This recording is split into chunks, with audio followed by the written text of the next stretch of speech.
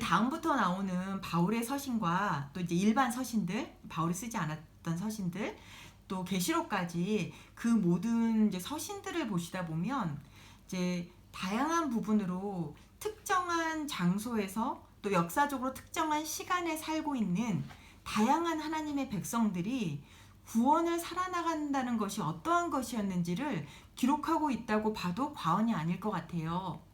예를 들면 그 구원에 대해서 이야기할 때 사도 바울이 참 많이 쓰는 표현인데요. 저희가 아까도 이야기했지만 그 화목해함, 화평케함이라는 이야기를 참 많이 써요. 그리스도가 죽으심은 하나님과 우리를 화목하게 하기 위함이었다라고 기록하고 있는데, 바울 서신을 보면 예를 들면 에베소서나 혹은 갈라디아서를 보게 되다 보면 아까 로마서도 말씀드렸지만 이방인과 유대인 사이에 벽이 있었는데 그리스도로 말미암아 그 벽이 어떻게 허물어졌는지, 그리고 이방인과 유대인이 어떻게 하나가 되었는지, 물과 기름처럼 섞일 수 없었던 사람들이 어떻게 하나가 되었는지를 기록하고 있어요. 동일하게 저희가 사도행전에서도 그 이야기를 볼 수 있죠. 사도행전 15장에 보면. 그 다음에 또 갈라디아서를 보게 되면 그리스도 예수 안에서는 남자도 없고 여자도 없다. 그 구별들이 어떻게 하나가 되었는지, 유대인도 없고 헬라인도 없다. 어떻게 그들이 하나가 되었는지, 혹은 자유인도 없고 노예도 없다. 사회적인 지위가 다른 사람들이 그리스도 안에서 어떻게 하나가 될 수 있는지, 인종이 다른 사람들이 그리스도 안에서 어떻게 하나가 될 수 있는지, 언어가 다르고 또 사회 경제적인 위치가 다른 사람들이 그리스도 안에서 어떻게 하나가 될 수 있는지, 그게 복음의 능력이고 그게 구원이라는 것을, 그 구원이 어떻게 드러나는가에 대해서 바울이 이렇게 기록하고 있어요. 그래서 이제 그 부분이 큰 의미로의 이제 하나됨에 대한 이야기를 바울 서신에서 읽다 보면, 너희가 하나님의 백성이라면 예수 그리스도께서 너희를 구원하시기 위하여 무엇을 하셨는가 기억하라 라고 이야기하면서 너희들 사이에 있던 담을 허무시고 너희를 하나로 만드셨다, 화평케 하라 라는 이제 말을 하고 있고요. 그 두 번째는 또 바울이 참 많이 쓰는 표현인데요. 그 성령으로 말미암아 다시 태어나라, 뭐 새 옷을 입으라, 육체의 정욕을 따라 더 이상 살지 말고 너희는 새로 태어났으니 성령이 이끄시는 대로 살으라 라는 표현을 참 많이 하고 있는데요. 그게 이제 두 번째 구원받은 사람, 하나님의 백성의 특징인 것 같아요. 변화함을 입어야 된다는 거예요. 구원은 받았는데 구원을 받았다고 하면서 아무 변화가 없다는 것은 내가 구원을 받았는지 다시 한번 생각해 봐야 된다는 되게 이런 질문이 되는 것 같아요.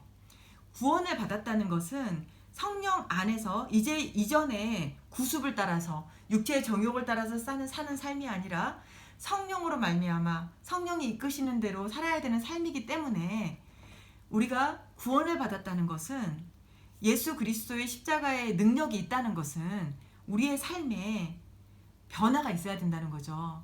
근데 이 변화의 길은 하루아침에 일어나면 되게 좋겠고, 어떤 분은 또 역사적으로 보면 하루아침에 일어났다는 분들도 있긴 하더라고요. 근데 이제 대부분의 경우는 삶 가운데서 끊임없이 일어나게 되죠. 그래서 성령을 따라 산다는 것은 사실은 순간순간의 삶의 결정, 순간순간의 삶의 방향성을 하나님께로 고정하는 것 같아요. 그래서 저희가 그 구원을 이루어 나간다는 이야기를 하는 이유는 날마다 구원을 살아나가는 거예요. 내가 성령 안에서 새로 태어난 이 내 삶을 날마다 내 삶의 작은 결정 가운데, 내 삶의 작은 그 하나하나 가운데 살아내가는 거예요. 그래서 삶의 그 방향성을 하나님 앞으로 고정하고 살아나가는, 그게 우리가 성령 안에서 새로운 피조물로서 살아나가는 것, 구원을 살아나간다는 것의 의미인 것 같아요.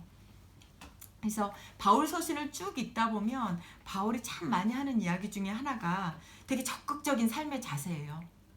하나님이 이러한 구원을 이루셨고 네가 진짜 이러한 구원을 믿고 그 안에서 새로운 피조물이 되었다면 그 구원을 살아내라 라고 이야기하고 있어요. 그래서 그 바울 서신, 이제 로마서도 그렇고 그 외에 그 서신을 읽다 보면 항상 그 두 가지 이야기가 나와요.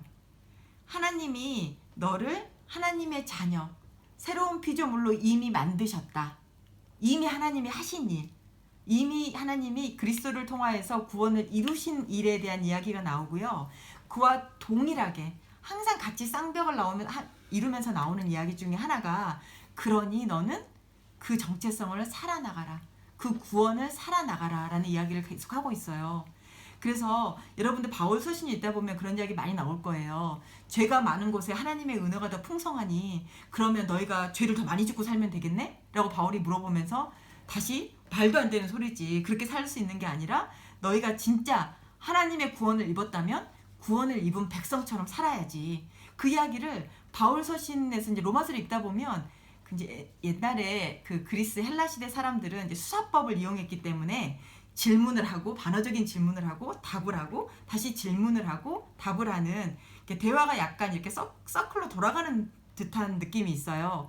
그래서 바울 서신을 읽다 보면 이제 저희는 기승전결이 있어야 되는데 그 옛날 그 헬라 시절에 그 교육을 받은 사람들의 특징은 이런 수사법을 많이 쓰는 거예요.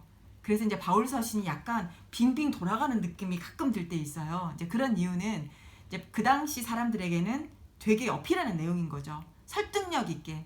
그래서 바울이 자꾸 그럼 그러겠니? 라고 해놓고 말도 안 되는 소리 이러면 안 되지 라고 이렇게 답하면서 이야기하는 내용이 많이 나오는데요. 핵심은 하나님이 이미 그리스도를 통하여서 구원을 이루셨다. 그러니까 하나님이 하신 일. 그래서 너희는 새로운 피조물이고 하나님의 자녀다 라는 것에 대한 확신, 이미 하나님이 이루신 것에 대한 이야기가 나오고요. 그와 동일하게 나오는가? 그러므로 너희는 그 구원을 살아나가라. 그런 사람이 되라. 라는 이야기를 동일하게 하고 있습니다. 그래서 이제 그걸 기억하시면 우리가 구원을 살아나간다는 것이 어떠한 것인지, 하나님의 백성으로 산다는 것이 어떠한 것인지를 알 수 있는 것 같아요.